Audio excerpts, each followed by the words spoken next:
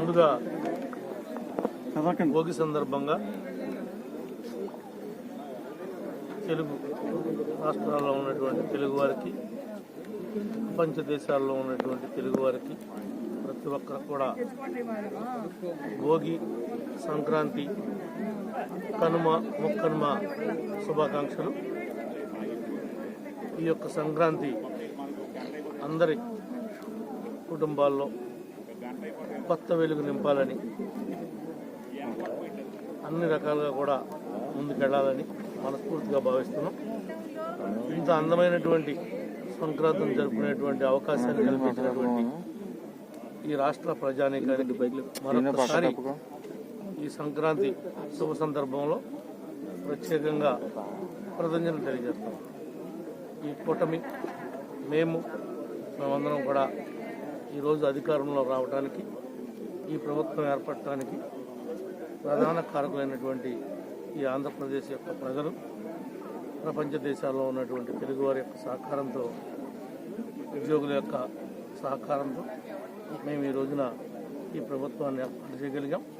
ఏదైతే ఈ ప్రభుత్వం సూపర్ 6 కార్యక్రమం తీసుకుందో, సూపర్ 6ని పూర్తి స్థాయిలో అమలు చేయడంలో అలాంటి శక్తిని, ధైర్యాన్ని ప్రజలు చంద్రబాబు గారికి, అటు పవన్ కళ్యాణ్ గారికి కల్పించారు. ప్రజలు ఇచ్చినటువంటి ఆ శక్తిని పూర్తిగా ఉపయోగించుకుని ఈ రాష్ట్రానికి న్యాయం చేస్తారని పూర్తిగా విశ్వసిస్తాను. Thank you. ఏమైనా ఇష్యూస్ ఉన్నాయా గురించి చెప్పడానికి, మీరు అడగడానికి ఏమీ లేదు.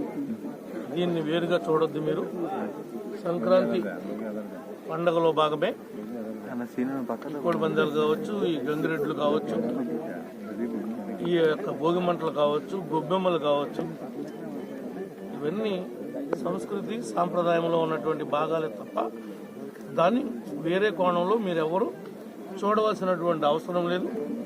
ప్రజాభిప్రాయ సేకరణ తీసుకోవాలి. ఈ రాష్ట్రంలో వర్తమానం ప్రతి సంక్రాంతికి మీ టీవీల వాళ్ళు, పేపర్ల వాళ్ళు హడావుడి చేయటం, కొంతమంది దీన్ని అడ్డం పెట్టుకుని వ్యాపారం చేద్దాం అనుకునేటువంటి వాళ్ళు కొంతమంది రకరకాల విమర్శలు వస్తూ ఉన్నాయి. దీని మీద చట్టం చేయాలని చెప్పి ప్రజల తాలూకా ఉన్నటువంటి అభిప్రాయాన్ని ముఖ్యమంత్రి గారికి, ఉప ముఖ్యమంత్రి గారికి రేపు రాబోయేటువంటి శాసనసభలో రిప్రజెంటేషన్ ఇచ్చి ప్రజాభిప్రాయ సేకరణ మేరకే చేయాలని చెప్పి మేము అడుగుతాం.